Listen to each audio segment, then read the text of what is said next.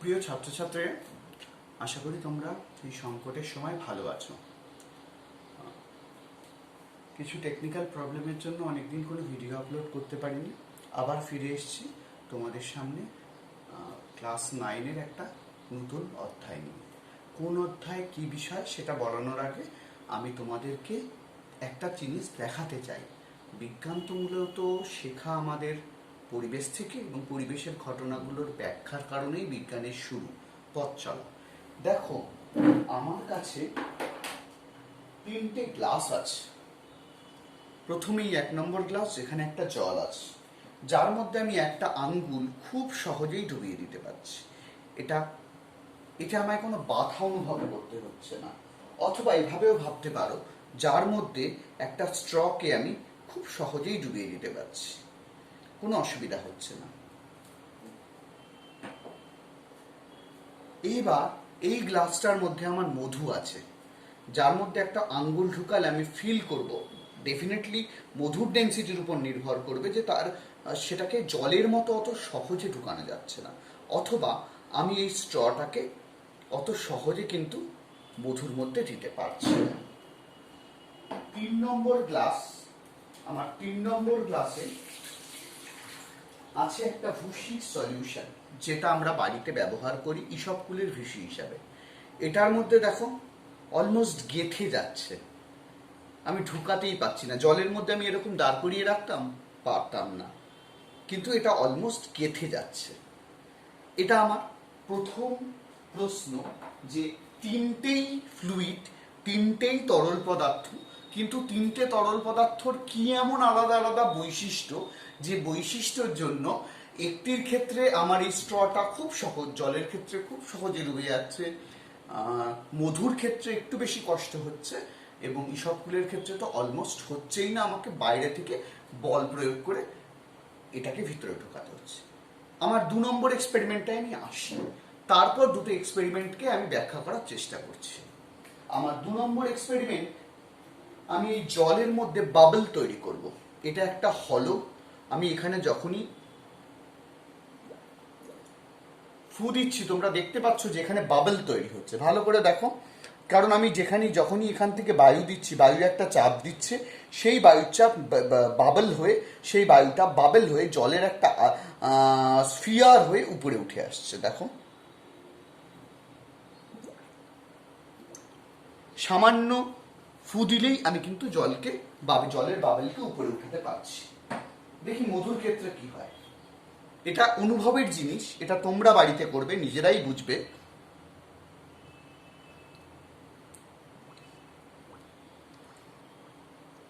শুধু দেখো, অত সহজে কিন্তু হচ্ছে না।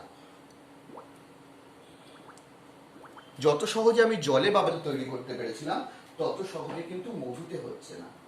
আমার 3 নম্বর সলিউশন যেটা, সেইটার ক্ষেত্রে দেখি তো বাবল তৈরি করতে আদৌ পারি কিনা।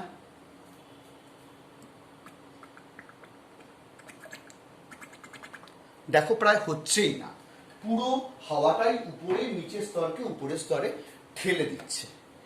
তাহলে এই 3টে কারণকে একটু ব্যাখ্যা করার চেষ্টা করি। এই 3টে কারণের উপরই আজকের আমাদের পড়ানোর অংশটা পড়ে রয়েছে। কি কারণে এই ঘটনাটা ঘটছে? জলের মধ্যে খুব সহজেই পাইপটা ঢুকে যাচ্ছে, তার কারণ জল তাকে বাধা দিচ্ছে না। মধু পাইপটাকে একটু বেশি বাধা দিচ্ছে, তাই জন্য একটু বেশি বল প্রয়োগ করতে হচ্ছে। ওয়্যারএস ইসবগুলের ভুসির ক্ষেত্রে সলিউশনটা এত বেশি বাধা দিচ্ছে যে আমাদের অলমোস্ট ওটা গেঁথে যাচ্ছে। তাহলে এই যে তরল, তার মধ্যে প্রবেশ করা একটা বস্তুকে বাধা দেওয়া, সেটা তরলের একটা নিজস্ব ধর্ম। এইটা এলেই আমাদের মাথায় চলে আসে, আচ্ছা এটা কি বায়োয়েন্সি বা প্লবতা? না, এটা প্লবতা নয়, এটা ঊর্ধ্বমুখী ঠেলা নয়।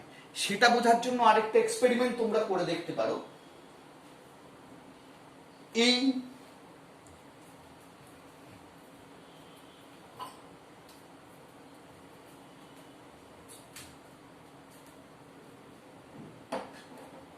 দেখো, এই জলকে আমি এর মধ্যে ফেলছি, সহজেই জল কাপে পড়ে যাচ্ছে।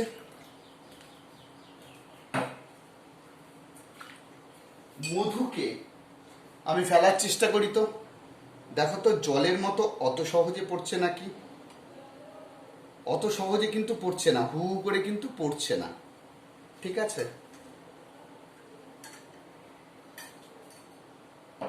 ভুসিটাকে চেষ্টা করি তো, ভুসিটাকে চেষ্টা করি তো। অনেক আস্তে একসাথে অনেকটা মিলে পড়ছে। তোমাদের আরেকটা এক্সাম্পল দিলে তোমাদের বুঝতে সুবিধা হবে। বাড়িতে তোমরা কেচাপ খাও, কেচাপ মানে ম্যাঙ্গো যে সস, ম্যাগির যে সসগুলো, ওদের মধ্যে হিঞ্জ বলে একটা কোম্পানি আছে। সেই হিঞ্জ কোম্পানির সস যদি তুমি স্পেশালি দেখো বা অন্যান্য কোম্পানিগুলোরও যদি দেখো, দেখবে শেষ হওয়া অবধি ওর ভিতরে থাকা সম্পূর্ণ সসটা কিন্তু পড়ে, এবং ওটা যে পড়ে ওর পাউচ প্যাকগুলো দিয়ে পড়ে, ওটা কিন্তু একটা নির্দিষ্ট হারে পড়ে। প্রথম কথা বলে দিই, এটা কেন বায়োএনসি না। আমি যে লাস্ট এক্সপেরিমেন্টটা দেখাচ্ছিলাম, প্রথম দুটো এক্সপেরিমেন্ট বোঝার জন্য, কিন্তু লাস্ট এক্সপেরিমেন্টটা থিওরিটিক্যালি পসিবল এক্সপেরিমেন্ট, বা আমি যেটা পড়াবো তাকে প্রাতিষ্ঠানিকভাবে একটা যুক্তিসম্মত ভিত দেয়। বায়োএনসি আমাদের ফ্লুইড মেকানিক্সের জায়গা, মানে যেখানে স্থির তরল আছে। দেখবে আর্কিমিডিসের যে সূত্রটা থাকে, সেই সূত্রের ক্ষেত্রে বলা হয় যে কোনো স্থির তরল বা গ্যাসের মধ্যে কখনোই একটা গতিশীল চলমান তরল বা গ্যাসের কথা কিন্তু বলা হয় না। ঠিক আছে, তো যখনই আমি ওটাকে ঢাললাম, তরলটা তো আর স্থির নেই। প্রথম কথা হচ্ছে, এখানে প্রশ্ন আসে তাহলে প্লবতা কি গতিশীল তরলের মধ্যে থাকে না? অবশ্যই থাকে, কিন্তু তার সাথে অন্য কিছু বলও কাজ করে। একটা সহজ জিনিস, আমি একটা তরল যদি গতিশীল হয়, সেই গতিশীল তরলটার মধ্যে যখন আমি কোনো বস্তুকে ঢোকাবো, তখন তার মধ্যে এফেক্টিভ বল কি কি কাজ করবে। যদি আমি আর্কিমিডিসের সূত্র ফর্মুলা করতে যাই, সেক্ষেত্রে শুধুমাত্র দুটো বল কাজ করে। একটা হচ্ছে বায়োলেন্স ফোর্স, যেটা উপরের দিকে, আর একটা হচ্ছে তার ওজন, বস্তুর ওজন নিচের দিকে। কিন্তু এখানে কিন্তু সেই অবকাশটা নেই। যেহেতু তরলটা নিজে গতিশীল হচ্ছে, তাহলে তরলটা নিশ্চয়ই বাইরে থেকে আরো কিছু ফোর্স দিচ্ছে। তাহলে এখানে আলোচ্য বিষয়ের ফোর্স বায়োলেন্সি ওয়েটের ছাড়াও একটা এক্সটার্নাল ফোর্স চলে আসে। আমি এবার পরিষ্কার এই লাস্ট এক্সপেরিমেন্টটাকে দিয়ে চলে আসি। আমরা এই তিনটে তরলের মধ্যে একটা জিনিস পরিষ্কার বুঝতে পারছি, এটা আমরা তরল ছেড়ে এবার কঠিনে আসি। আমরা একটা মেঝেটা যদি খুব সাবান জল পড়ে থাকে, সেই সাবান জলে মেঝেতে হাঁটতে আমাদের অসুবিধা হয়। তো কেন অসুবিধা হয়? এটা তোমরা ছোটবেলায় পড়েছো। সাবান জল, মসৃণ মেঝে, এদের ঘর্ষণ বল কম হয়। ঘর্ষণ বলটা কি করে? ঘর্ষণ বলটা আছে বলে আমি দাঁড়িয়ে আছি, আমি সুন্দরভাবে হাঁটতে পারছি। হ্যাঁ, মাধ্যাকর্ষণ বলও একটা কারণ, কিন্তু ঘর্ষণ বলটা আমাকে স্লিপ কাটতে বারণ করে। কি করে বারণ করে? আমি যখনই হাঁটি বা এগোই, আমার গতির বিরুদ্ধে সে একটা বল কাজ করে। সেই বলটা কে কাজ করে?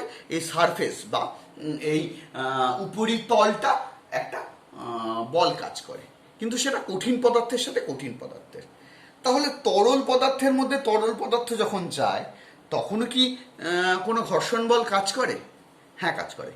সেই ঘর্ষণ বলটার নামই হচ্ছে ভিসকোসিটি বা সান্দ্রতা। এ বিষয়ে বলি, ভিসকোসিটি বা সান্দ্রতা, এ বিষয়ে বলি যে তরল তাহলে কিভাবে যাচ্ছে। একটা জল, এখানে আরেকটা খুব লাইভ এক্সাম্পল দিই তোমাকে।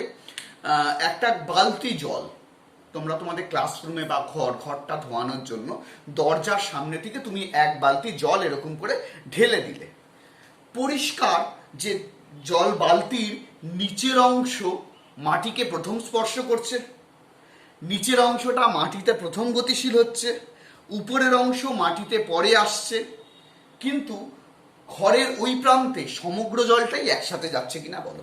কখনো ভেবে দেখেছো এর পিছনে কারণটা কি? এই যে জল, নদীর জল থেকে আরম্ভ করে পুকুরের জল, যে জলগুলো বয়ে যাচ্ছে, সেই জলগুলো আসলে স্তরে স্তরে বয়ে যায়। হ্যাঁ, আলাদা করে আমি স্তরগুলোকে বলতে পারবো না যে 1 মিটার বেঠের স্তর না 1 সেন্টিমিটারের স্তর, কিন্তু স্তর আছে। যদি সেটাও বুঝতে অসুবিধা হয়, তাহলে তো আমি H2O মলিকুল হিসেবে ভাবতে পারি, যেটা আমরা সারফেস টেনশনে পড়েছিলাম আগের দিন। উপরে H2O মলিকুলের একটা চাদর আছে, তার নিচে আরেকটা চাদর আছে, তার নিচে আরেকটা চাদর আছে। এখন প্রশ্ন হচ্ছে, এই স্তরগুলো আসলে কি করে, সেটাই আমাকে বোঝানোর জায়গা। ধরো এইটা একটা মেঝে, তুমি এর মধ্যে জল দিয়েছো, মেঝেটা তো স্থির, মেঝেটা তো চলছে না, তার নিজস্ব কোনো ভেলোসিটি নেই। যদি আমি পৃথিবীকে স্থির হিসাবে বা পৃথিবীকে নির্দেশতন্ত্র হিসাবে ধরি, রেফারেন্স ফ্রেম হিসাবে ধরি, তাহলে মেঝেটা স্থির। এর মধ্যে যখনই জল দিলে প্রথম যে স্তরটা কঠিন পদার্থের সাথে আরেকটা পদার্থের সংস্পর্শে এসে সে তার বেগটাকে শূন্য করে দিল। তার উপরে যে স্তরটা আছে সে তো প্রথম স্তরের ঘাড়ে চেপে এগোচ্ছে, তাহলে তার বেগ এর বেগের থেকে বেশি।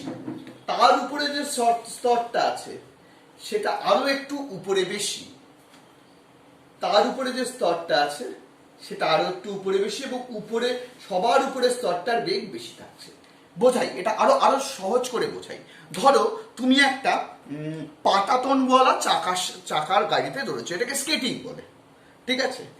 ওঠার পর তুমি যেই একবার পা দিয়ে স্কেটিংটাকে স্টার্ট করে দিলে, স্কেটিং গতিশীল হওয়ার সাথে সাথে জাড্ডোর কারণে তুমিও গতিশীল হতে শুরু করলে। এইবার ভাবো তোমার স্কেটিং এর তলটা হচ্ছে এই নিচের তলটা, যে মাটির সাথে প্রায় স্থির আছে, একটু সামান্য বেগ পেয়েছে। তার ঘাড়ে যখন তুমি রয়েছো, তুমি তার বেগের সাথে ত্বরান্বিত হয়ে আরেকটু বেশি বেগে এগিয়ে যাচ্ছ। তার উপরে তোমার বন্ধু রয়েছে, সে আরেকটু বেগে এগোচ্ছে। তার উপরে তার বন্ধু রয়েছে, সে আরেকটু বেগে উপড়ছে। তার উপরে আরেকটা বন্ধু রয়েছে, সে উপরের বেগে উঠাচ্ছে। কিন্তু জল কিন্তু সব একসাথেই চলে যাচ্ছে। জল কিন্তু এই প্রান্ত থেকে এই প্রান্তে একসাথেই আসবে। কি করে তাহলে আসবে? সম্ভাবনাটা খুব সহজ।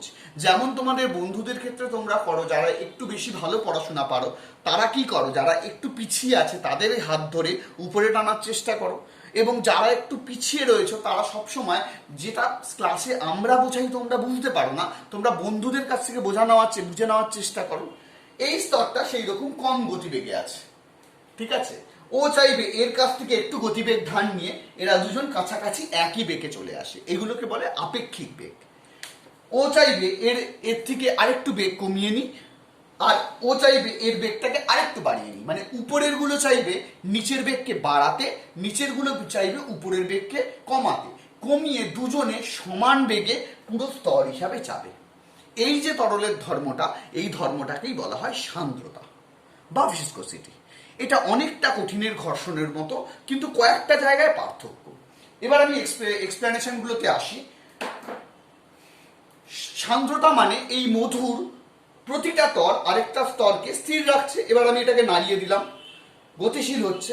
বা আমি ভিতরে যখন একটা কিছুকে ডোবাচ্ছি তখন এর ভিতরে একটা ডায়নামিক্স তৈরি হচ্ছে। ও কি করবে, যেহেতু এর সান্দ্রতা বেশি, ও কি করবে, একে এর ভিতরে ঢুকতে দেবে না। ও স্থির আছে, স্থির থাকার চেষ্টা করবে। অনেকটা সান্দ্রতা আমাদের কিন্তু ইনার্শিয়ার মতো যে বেগে রয়েছে সে বেগেই চলবে। যদিও বারবার বলছি এই এক্সাম্পলটা বোঝার জন্য, ফিল করার জন্য সহজ হলেও এই এক্সাম্পলে একটা ত্রুটি রয়েছে। ত্রুটিটা হয়েছে ভিসকোসিটি বা সান্দ্রতা সবসময় গতিশীল ফ্লুইডের জন্য সত্যি।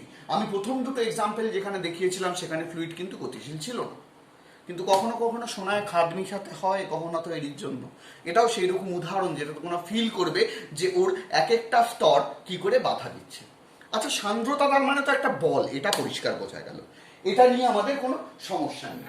এই বলটাকে আমরা মাপবো কি করে? সান্দ্রতা বলটা কিসের উপর নির্ভর করে সেটা আমার জানা দরকার। আর সান্দ্রতা বলটাকে আমরা মাপবো কি করে? প্রথমে বলে দিই সান্দ্রতা বলটা কিসের উপর নির্ভর করে। ধরো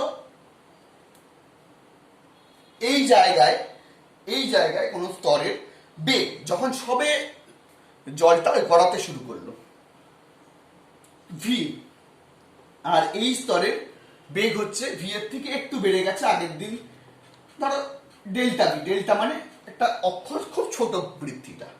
আর এর উপরে যে উচ্চতাটা সেটাকে আমি ধরলাম ডেল্টা ওয়াই। তাহলে সান্দ্রতা বল বা এফটা সমানুপাতিক হয় delta V by delta Y এর সাপেক্ষে। আচ্ছা, এই ডেল্টা ভিটা কি? ডেল্টা ভিটা হচ্ছে গিয়ে বেগ বৃদ্ধি। এই ডেল্টা ওয়াই পরিমাণ উপরে গেছি, জলের গভীরতা থেকে ডেল্টা ওয়াই পরিমাণে উপরে গেছি, তোমাদের যে গতিশীল নদী বা বাওর তার নিচের স্তরের জলের বেগ সবচেয়ে কম থাকে, উপরের স্তরের জলের বেগ বেশি থাকে, যদিও তারা পরস্পরের জলের বেগকে একটা জায়গায় আনার চেষ্টা করে।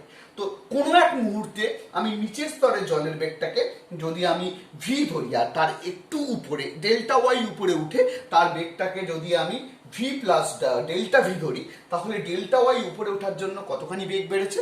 Delta V. তাহলে এই যে সান্দ্রতা বল, যে বলটাকে অ্যাকচুয়ালি সান্দ্রতা বল শিয়ার স্ট্রেস বলে, এটা এই যেদিকে বলটা গতিশীল একদম ঘর্ষণের মতো, যেদিকে তরলটা গতিশীল হয় তার বিপরীত দিকে কাজ করে, এর সমানুপাতিক।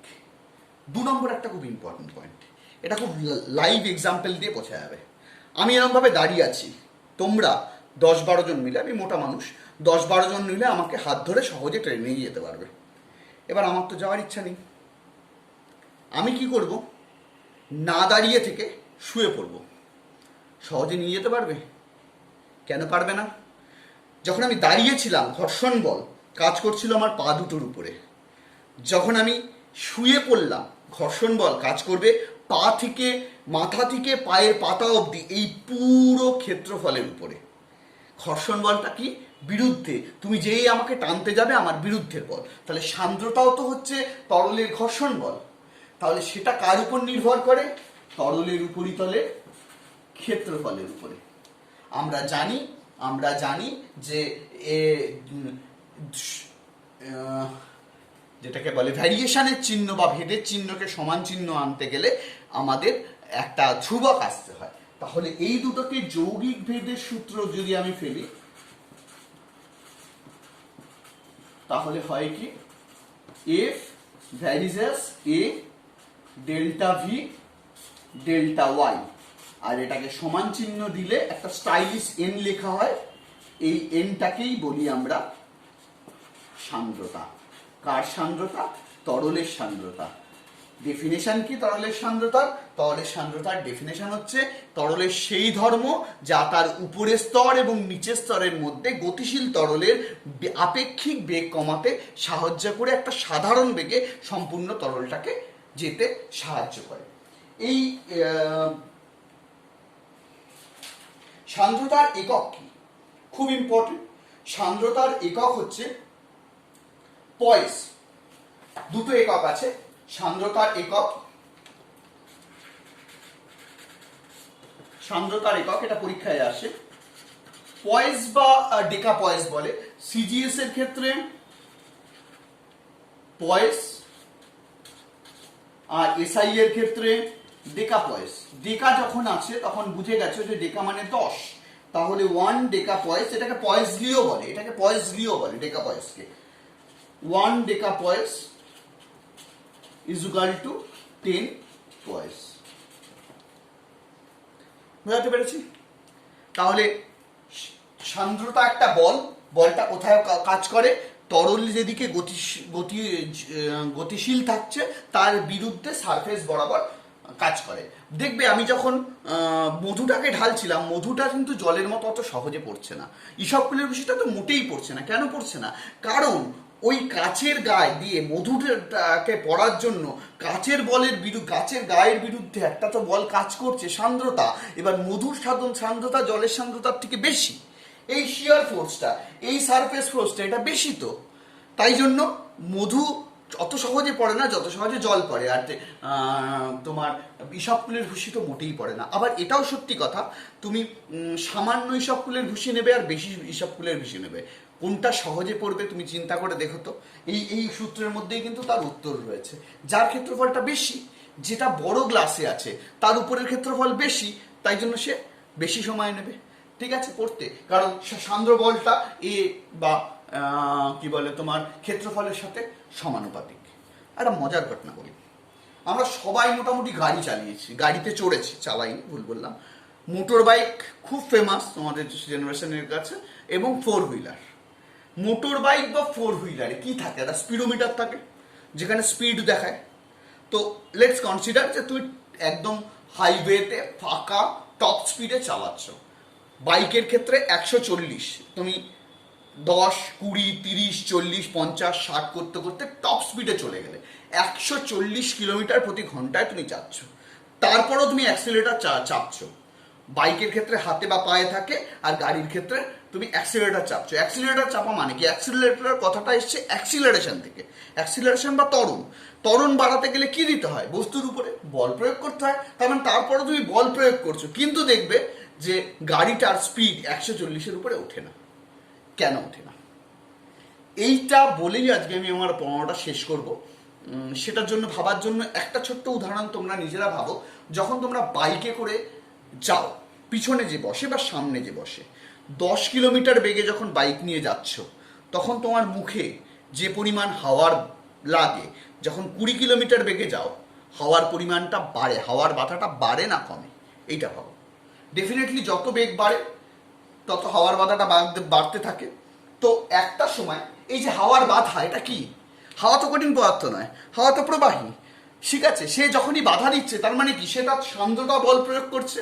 এইবার ধরা গেল এটা একটা গাড়ি, এর উপরে একটা বল প্রয়োগ করছো। বল মানে অ্যাক্সিলারেটরে চাপ দিচ্ছ, দেওয়া হলে এর বেগ বাড়ছে, ভালো কথা। এর বেগটাই বলটার বিরুদ্ধে এখানে কটা বল কাজ করে? বলের এখানে এইদিকে একটা ওয়েট কাজ করে, হলো ঠিক। এই ওয়েটের নর্মাল ডিরেকশন একটা কাজ করে, তারা এরা পরস্পরকে ক্যান্সেল করে দেয়। রাস্তায় যখন বাইক চলে বা দাঁড়ায়, ওয়েট এবং তার নর্মাল ডিরেকশন পরস্পরকে ক্যান্সেল করে দেয়। এখানে একটা ফ্রিকশন আছে, সলিড ফ্রিকশন, আমি সেটা বাদ দিলাম। এইবার এখানে এয়ার ফ্রিকশন কাজ করছে। এয়ার ফ্রিকশন মানে ভিসকোসিটি। তাহলে আমি যখনই এইদিকে বল দিচ্ছি, এইদিকে একটা এফভি বল কাজ করছে, ঠিক আছে? বলের পরিমাণ বাড়াতে থাকছি। যখনই আমি এই দিকের বলের পরিমাণ বাড়াবো, ঠিক আছে, এফভির পরিমাণও বাড়াবেন। স্যার কি করে বললেন? আপনার তো এফ এর মধ্যে এখানে কোথাও ভি এর জায়গা নেই। আছে, এই দেখো আছে, ডেল্টা ভি আছে। এছাড়াও একটা স্টোকস ল আছে, যেটা পরে পড়াবো, ঠিক আছে, পরের দিন পড়াবো। তাহলে এখানে ভেলোসিটি বাড়ছে, যত তুমি ভেলোসিটি বাড়বে তত তোমায় বিরুদ্ধ বল পেতে হবে। এটা আমরা ফিলই করতে পারি। একটা সময় দেখা যায় যে এদিকের যে ম্যাক্সিমাম ওই 140-এর স্পিডের জন্য যে পরিমাণ বলটা পড়েছে, সেটা কার সাথে সমান হয়ে যায়? এফ ভি ম্যাক্স বা ফ্লুইড বা বাতাসের যে ভিসকোসিটি বা সান্দ্রতা বল, তার সর্বোচ্চ বলের সাথে ম্যাক্সিমাম হয়ে যায়। তার ফলে আর কোনো নেট ফোর্স কাজ করে না, গাড়িটা সমবেগে চলতে থাকে। ঠিক এইভাবেই বৃষ্টির ফোঁটা যখন উপর থেকে পড়ে, তখন তার উপরে কি কি? বৃষ্টির ফোঁটা, রেইন ড্রপ। স্কুল খুললে একটা ক্লিয়ার ভিজুয়ালাইজেশন দেখিয়ে দেবো, একটা দারুণ সুন্দর ভিডিও আছে। তো বৃষ্টির ফোঁটা যখন উপর থেকে পড়ে, এর উপরে কি কাজ করে? নেগলিজেবল মাস, কারণ বৃষ্টির ফোঁটায় কি থাকে? একটা জল থাকে আর তার ভিতরে বায়ু থাকে, নেগলিজেবল মাস। তার উপরে বায়োয়েন্সি ফোর্স, এফবি। বায়োয়েন্সি মানে কি? প্লবতা, মানে বায়ুর মধ্যে থেকে যখন পড়ে তখন সে বায়ুটা